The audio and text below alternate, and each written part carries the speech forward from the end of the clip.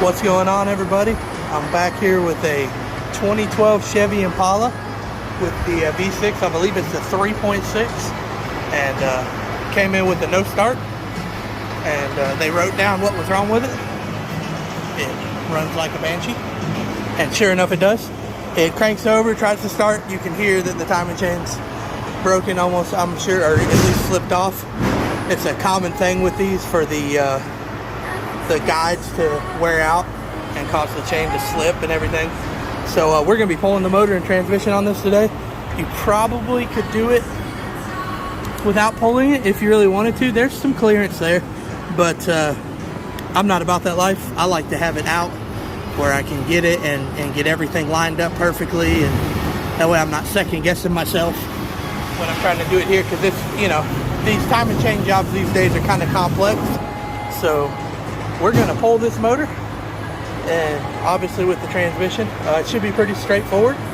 Obviously, first thing we're going to do is get the battery pulled, and then we'll start working on getting all this stuff up top loosened up, get the air filter box off, take this little strut mount off, and just start working our way around. I'm going to get some things off here, and then I'll be right back. Alright, so I got the battery taken out, and I also went ahead and got these wires off. There was a positive cable that hooked right here, a couple little connectors here, and there was a ground wire here, I believe, and I think that was it. And I just took all these wires and laid them right on top of the engine, and now pretty sure I'm going to investigate this further, but you can take this wire and harness loose, flop it on top of the engine, and that'll save you from having to pull any of these wires, at least at this point in time.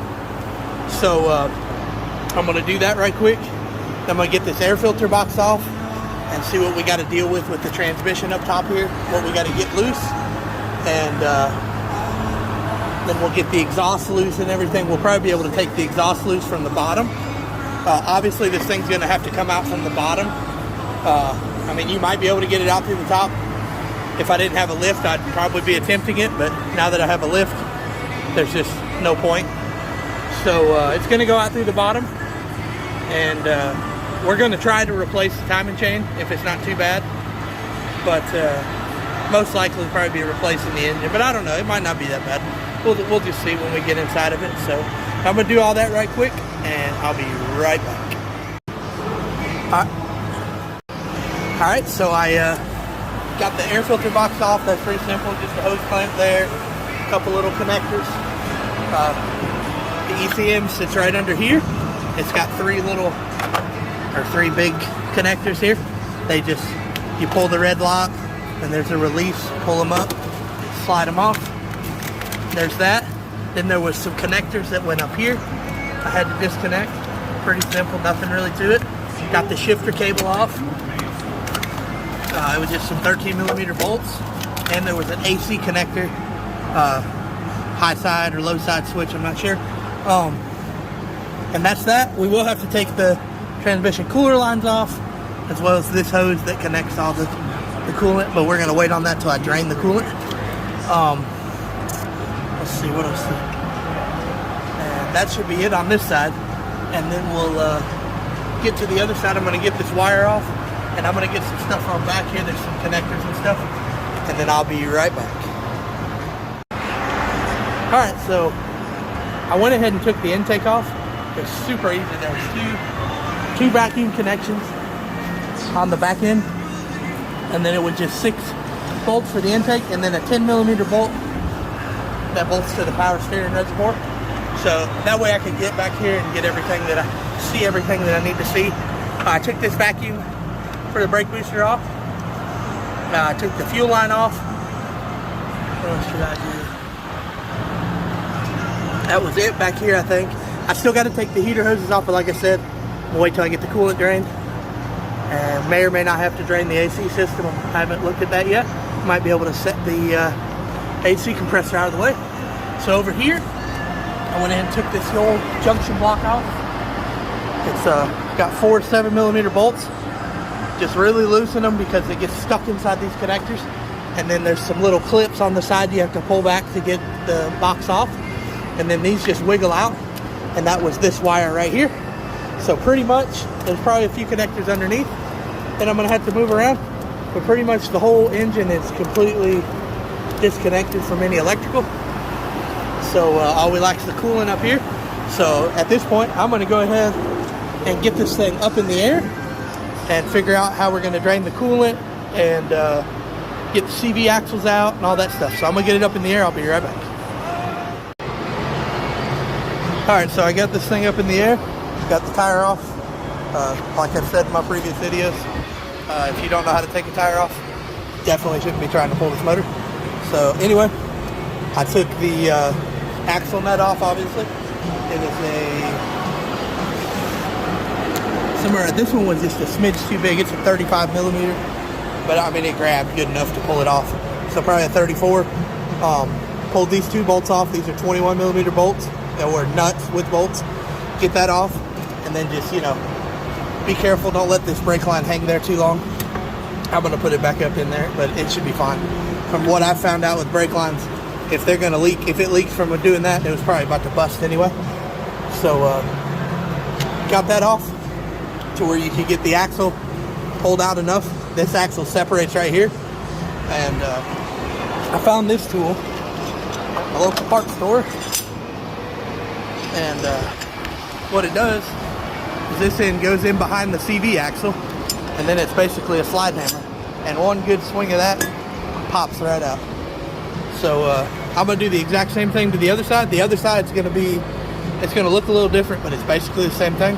And then I'm gonna get this thing up in the air, and we're gonna figure out what's going on. All right, so before I took that side off, because transmission fluid is gonna leak when I pull that axle, I went ahead and drained the transmission. It needed to be changed anyway. So there's a little drain plug, 11 millimeter. That'll get that. Then I'm gonna take this exhaust off right here and right here. It's got some oxygen sensors, obviously I'll have to disconnect. And then the bolt's already broke on this. So we'll just take this one, and it's loose too. We'll take that loose, and then once we drop the subframe, which we'll get to later, that'll come right out. So I'm gonna get the fluids drained. I'm gonna drain the oil, drain the transmission fluid, and looking to see if there's a coolant drain.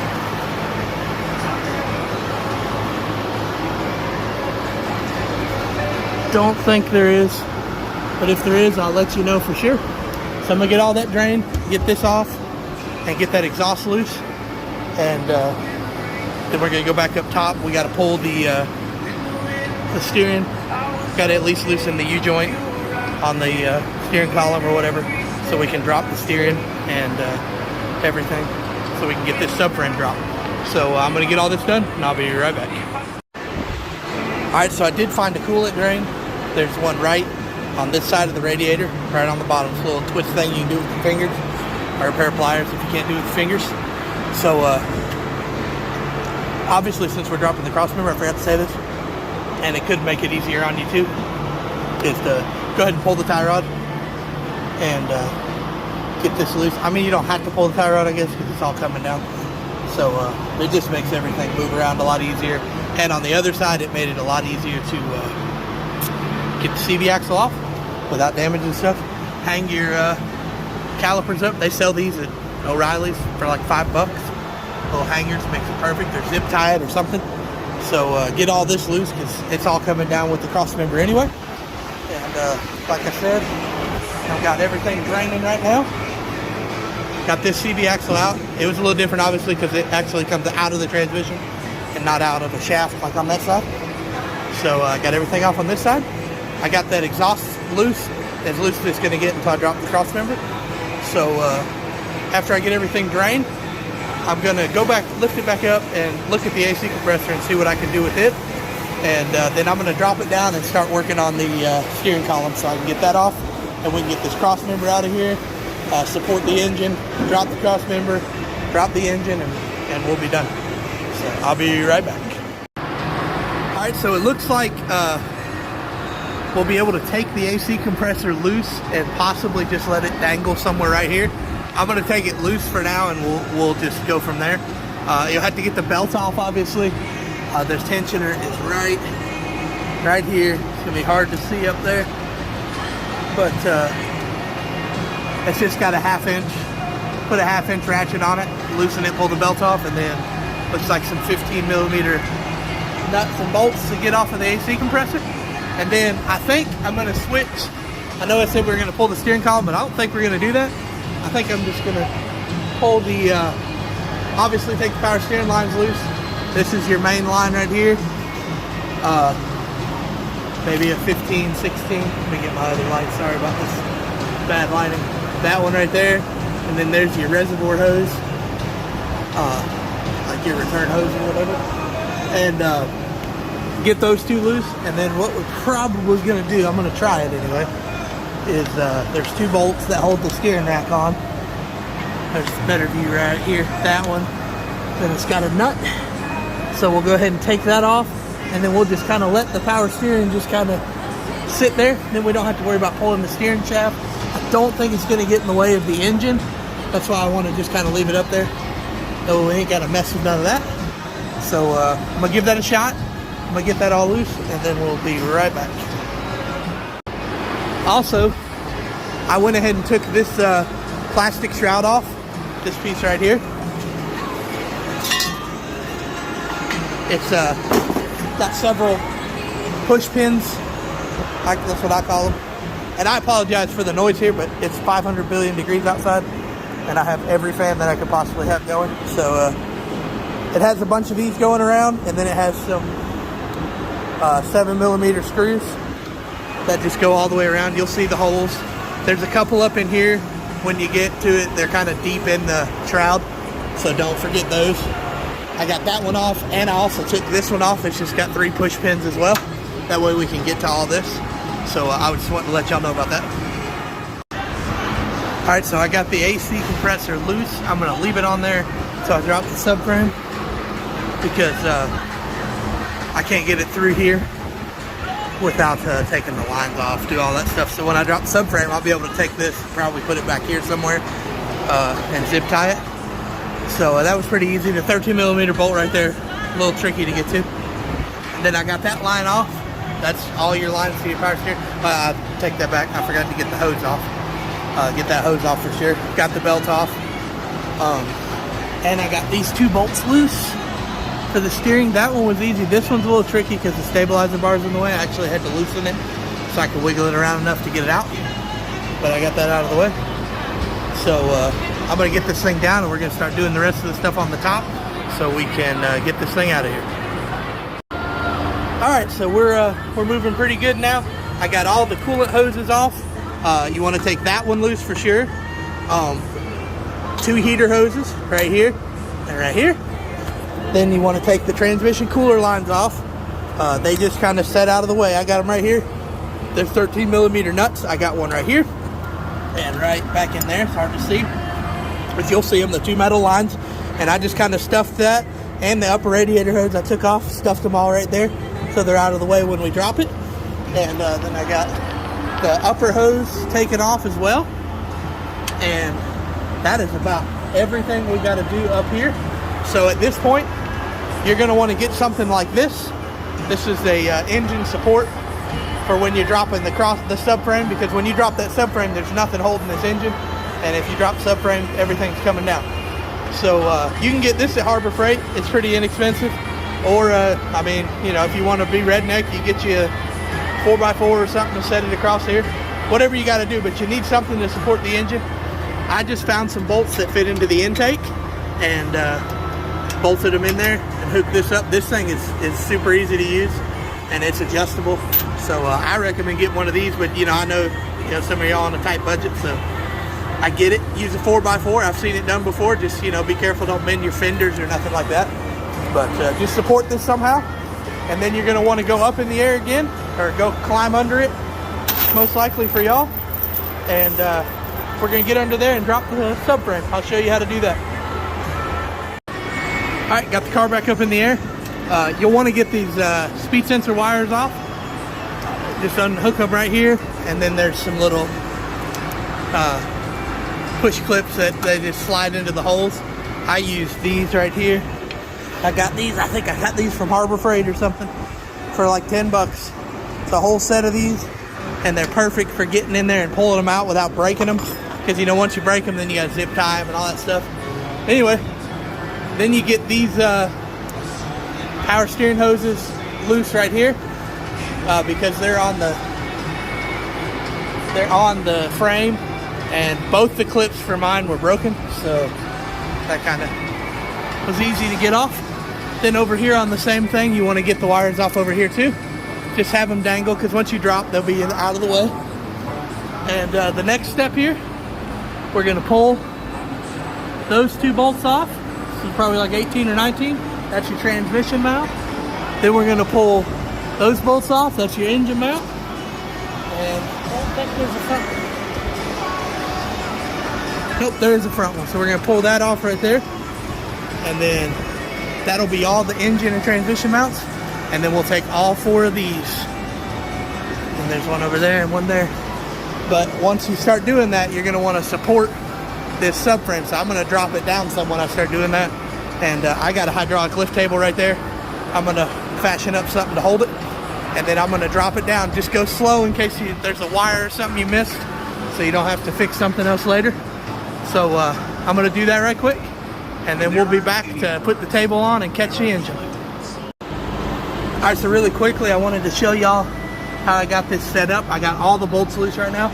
I used some 2x4s to support it. You know, they make special brackets and stuff, and for a lift table for GM, Ford, Volkswagen, any kind of car. But you know, somebody like me, I don't have the money to be buying every special bracket for every engine. So make 2x4s work, or whatever you got. And I got it up. So now what I'm going to do is sit here and make sure there's nothing loose. I got, as you can see, I got a pretty good gap. So most of the weight of the subframe is sitting on this lift table.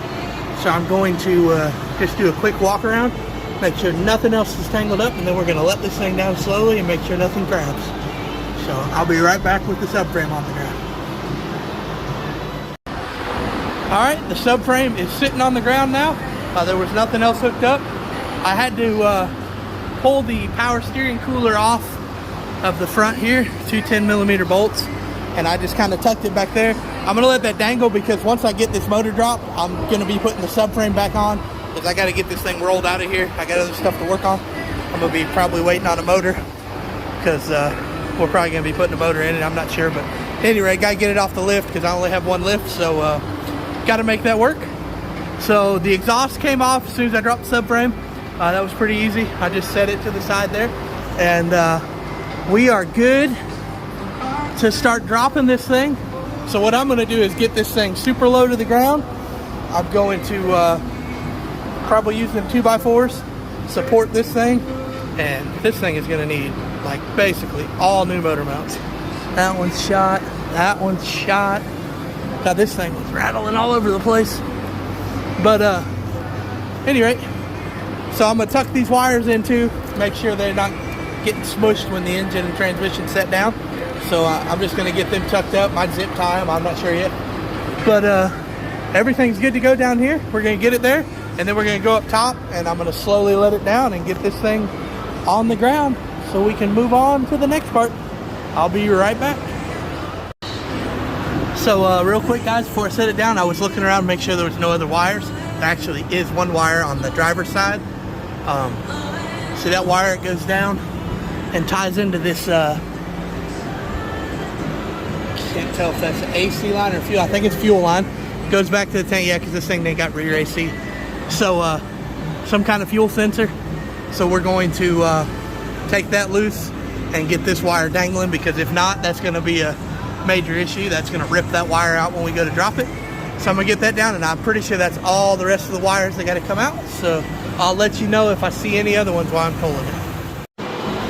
Alright, I got it all loose. I loosened my chains. I'm just going to get this thing up enough to get this thing out of my way so I can clean up a smidge. This thing on the locks.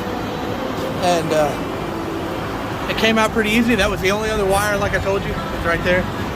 Definitely always want to make sure just go slow in case you forgot something, because you don't want to rip wires and have to splice wires together. You want it to stay original. So I got it all on here. It's pretty steady. This table drops incredibly fast, at least the first few seconds. That's why I like to lift it up off. I just like to lift the car up because this thing, it'll shake it, make it fall. It's not the greatest table. I'm going to upgrade it one day, but I got it out. We are going to clean up. I'm going to get all this mess cleaned up. Now's a good time while you got this out. If you had a leak or anything, this one obviously didn't really have any leaks. So, but if you do, good time to clean it up. Or if you happen to flex seal the bottom of your car, not sure. It's flex seal or rubber, something. They ran over some rubber. It's a good time to clean that up if you can even get it off. So I'm gonna clean it up. I'm gonna get the subframe back on like I told y'all, so I can get this wheels back on this and get this out of my shop for now, or at least off the lift. And then we'll be back. I'm gonna start taking this thing apart and we're gonna figure out what happened to it. When I drained the oil, I noticed that it was very metallic-y. It had a lot of metal in the oil while it was draining, you could see it. So most likely this thing is completely toasted. But we're going to pull it apart for some fun, and we're going to get another engine coming most likely. So let me get cleaned up, and I'll be right back. Alright, so I got everything cleaned up, got that car out of the way, and we're going to take this thing apart just for fun. I've already got, I don't know if you can see it, excuse me, right over there. Junkyard just brought me the new to us engine, so we're just going to replace it. I'm almost confident that, excuse me, the timing chain is broken or slipped a tooth or something. But just for fun, we're going to pull these valve covers off, see if we can see anything. I don't think I'm going to get too involved with pulling the timing cover just because it's just a lot of unnecessary work, and I'm just not feeling it. So I'm going to pull these valve covers off. First thing you want to do is get these, especially if you're going to reuse this wire harness, you want to make sure you're not breaking any of the wires. So get these little clips off the valve cover. These connectors here, those little locks pull out like that. Excuse me, I got the hiccups. And then you push the connector in and wiggle it around, and it comes out. Those come right out. Then you want to pull your coils. I mean, you don't have to, but I like to because I just do. So pull your 3 coils, and then you got 10mm bolts all the way around here. You want to get this wire out of the way too. It just pops off of there. It's just 10mm bolts, and they pop off, and it's basically the same for the other side. Some wires to get out of the way, and they'll come right off. I'm going to pop these off, and I'll be right back. Alright, so I got the valve covers off. You know, if you look at it just like this, you're like, huh, everything looks great. Timing chain still looks tight. About multiple timing chains on this thing. I think it's got like 3 or 4. But this side's a little dirty, but this side's pretty clean. No scoring on the cams. Nothing that you can feel with a finger. I mean, you can see a few marks there, but there's nothing that's deep that's going to be causing issues. But I can't do it with one hand. But I started rotating the crankshaft. This is a 19mm right here, and I started rotating it. And every so often, this thing would get loose enough to slip a tooth. So what it's done is this chain, either one of the guides or the tensioners wore out, or guides wore out, or the chain just stretched too far, and it just gave up and slipped, and most likely bent a valve or whatever. But the customer wants to put an engine in it because they don't want to deal with taking a chance on the timing chain. So our next step here, I'm going to slap the valve covers back on real quick, just put a couple bolts in it so the junkyard doesn't complain. And then we're going to start swapping out everything we need for this new engine. Let's walk over here and take a look at the new engine and see what came with it. Doesn't look like a whole lot. So you got harmonic balancer, water pump, and tensioner is basically all that came on the side. So we'll need the water pump, or the power steering pump, excuse me, and we'll need the exhaust. They took the exhaust because the cats are right there at the exhaust. But I was noticing earlier, one of the few times I've had this happen, that they did not cut the wiring harness. Everything seems intact, so we're not going to have to take all the wiring off the old engine.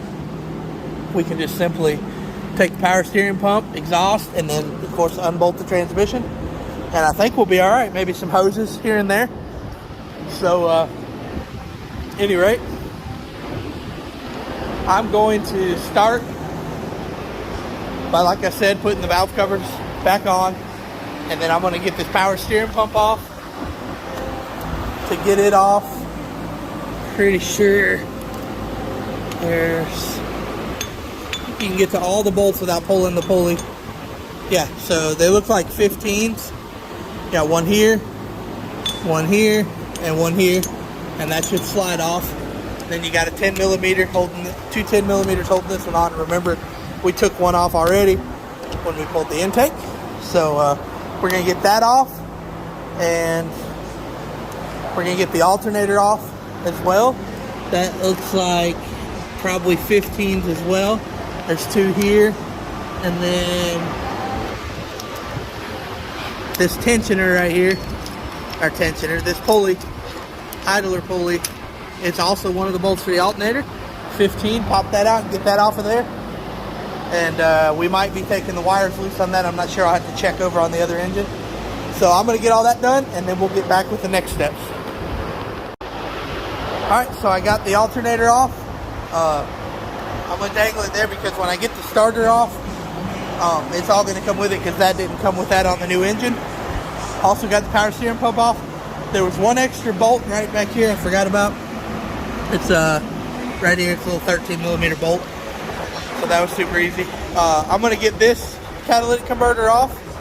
They're 15 millimeter bolts. And then I'm going to take this motor mount off, because this piece is still on the this bracket's still on the new engine. So I'm gonna take that off. This needs changed anyway, obviously. If your motor mount does that, it's definitely bad.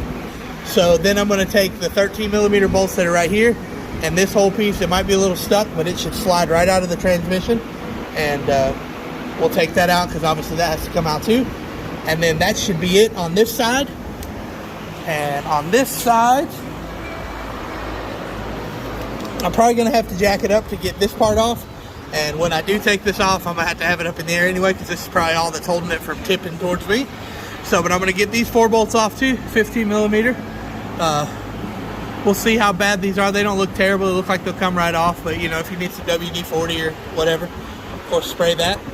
And once we get that off, we're going to get it up in the air and get the torque converter bolts off. I'm also going to take this motor mount off too. Same deal. It's like a 19 millimeter or something. So gonna get that off, get all this other stuff off, and I'll be right back. Alright, so I got this thing up in the air. I got this exhaust off. I went ahead and got the starter off too. It was two 13 millimeter bolts. Popped right off, super easy. I did have to take this knock sensor off. I think that's a knock sensor, some type of vibration knock sensor. So I had to take that off, and it slid right out of there, and all that stayed together with the alternator and stuff down there. So now what we're gonna do is take the torque converter bolts off, and you can get to them right here past the starter. Those look like 18 or 19 millimeter bolts. So what you do is you have a crankshaft, you hold something on the crankshaft. You either put a pry bar or you can put a ratchet. I prefer a ratchet with a 19 millimeter bolt or socket, excuse me, jumbling all over my words. And then you hold it on that end while you take it loose. Sometimes you can do it without it, and a lot of times it helps to have a helper to hold that side for you. So I'm going to sneak my impact in here and just zip them out. So I'm not sure how many there is on this one. Could be 4, it could be 6, I can't remember. So I will let you know when I'm done, but I'm going to get them torque converter bolts off, and then I'm also get all these bottom transmission bolts off. There's one here, and then there's probably one on the other side. That way all we have to do is set this thing back down, take the top bolts off, and get this thing out of here. I'll be right back. Alright, I got the torque converter bolts out. There was 4 of the torque converter bolts. They were 18 millimeters. I zipped them right out of there. Went ahead and got all these bolts off. They were 15s. I went and got a couple of these off this side too. And then on this other side,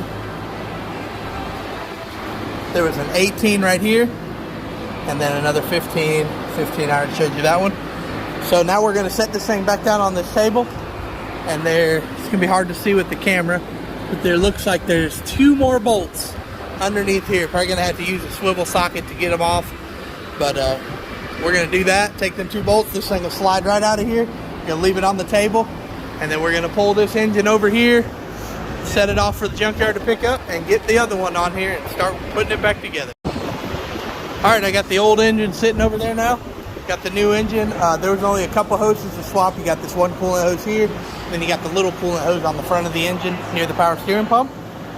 So now what we're going to do is line these up, and the best way to line these transmissions and engines together is just get it as close as you can to lined up. Get these dowel pins, get them lined up in their holes pretty close, and then start a bolt on this side somewhere and start a bolt on that side, and just slowly work it in. Don't go crazy fast or you'll strip something out, and then you'll have a whole nother nightmare on your hands. But just take your time, get it started, and then once you get it flush, then you can send the rest of them home. So get those on there. Then we're going to get it back up in the air and tighten the torque converter bolts. Alright, I got the transmission bolted. For those who want to know, the torque spec for the transmission bolts are 55 foot-pounds. So there's a couple that you're probably not going to get a torque wrench to. So just get them really snug if you can't get a torque. So we're going to put the torque converter bolts on. Basically the same as removing them. Use something to hold the crankshaft, and obviously you have to spin it around.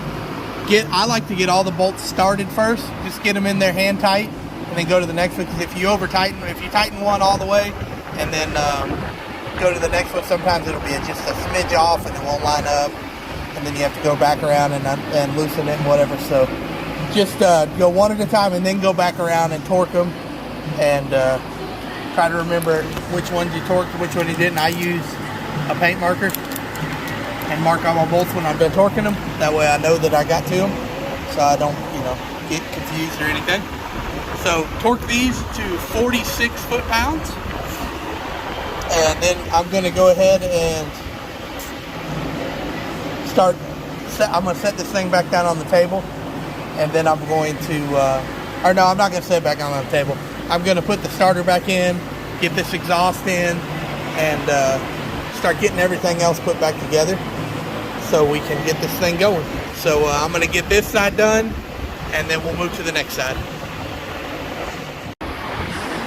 Alright, I got both sides bolted all on. Got the CB axle back on. The new motor mounts nice and solid.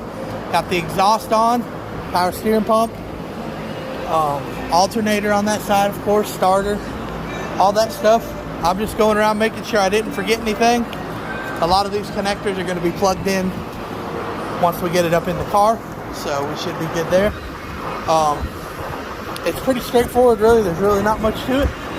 So I'm going to get this thing set up, button up a few little things, and then we're going to get ready to put this thing back in the car. I'll be right back.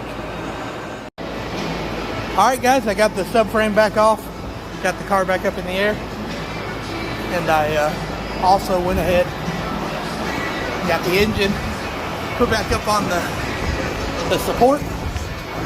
Of course, it's not going to be exactly straight. You're going to have to move some things around once you get the subframe up in here. My advice with the subframe is take your time, because